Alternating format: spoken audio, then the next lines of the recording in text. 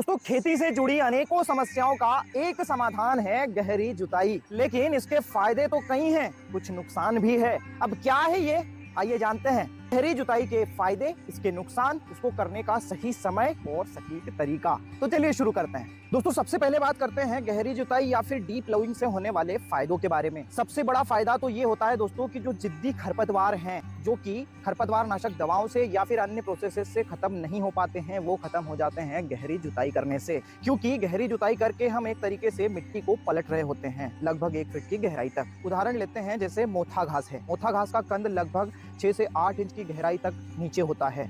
तो ये मिट्टी पलट जाने से ऊपर आ जाता है और लगातार हाई टेम्परेचर में रहने के कारण ये खत्म हो जाता है। दूसरा फायदा ये है कि रासायनिक खेती करने से, लगातार रासायनिक उर्वरकों के प्रयोग से, रासायनिक दवाओं के प्रयोग से और बड़ी बड़ी मशीनरीज के प्रयोग से जो हार्ड लेयर फॉर्म होती है, उसे भी तोड़ने में मदद मिलती है, जिसके कारण फसलों की रूट्स अधिक गहराई तक फैल पाती हैं और नीचे से भी न्यूट्रिएंट्स ले पाती हैं। इसके साथ साथ जो फंगस जनित रोग हैं, उनसे भी छुटकारा देखने को मिलता है गहरी जुताई करने से। क्योंकि गहरी जुताई करने के बाद में जो खेत का सोलराइजेशन होता है, हाई टेम्परेचर के साथ साथ जो गर्म हवाएं और लपटें चलती हैं, वो प्रॉपरली जिस गहराई तक जुताई की है वहां तक जाती है, जिससे कि फंगस भी खत्म होता है। इसके अलावा जो भी हानिकारक कीटक हैं, जैसे इल्ली का ही उदाहरण ले लेते हैं, ये अपनी जो रेस्ट अवस्था में रहते हैं, प्यूपा अवस्था में रहते हैं, जमीन के अंदर रहते हैं। मिट्टी पलटने से ये प्यूपा ऊपर आ जाते हैं। इन्हें या तो डायरेक्ट पक्षी खा लेते हैं या फिर तेज टेम्परेचर में ये भी खत्म हो जाते हैं। और हम इस प्रकार से इन कीटकों की साइकिल भी तोड़ देते हैं, जिससे कि इन कीटकों पर भी नियंत्रण देखने को मिलता है गहरी जुताई से। इसके साथ साथ जो न्यूट्रिएंट्स कुछ गहराई तक लीच आउट होते हैं,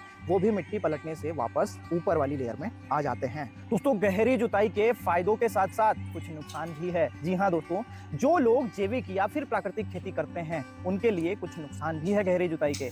जब हम गहरी जुताई करते हैं तो जो हानिकारक जीवाणु, बैक्टीरिया हैं, वो तो खत्म होते ही हैं, लेकिन इसके साथ साथ लाभदायक, लाभप्रद जीवाणु होते हैं, वो भी खत्म होते हैं, जिससे कि नुकसान देखने को मिलता है। गहरी जुताई करने का सटीक समय क्या होना चाहिए? गहरी जुताई रबी सीजन की फसल के खत्म होने के बाद करें तो ज्यादा बेहतर है, ताकि गर्मियों में लगभग 2 महीने की धूप खेत को मिल पाए। ये जरूर ध्यान रखें दोस्तों, प्लाऊ उसी समय पर करें जब नमी इतनी हो कि इस प्रकार के ढेले, मीडियम आकार के ढेले बने।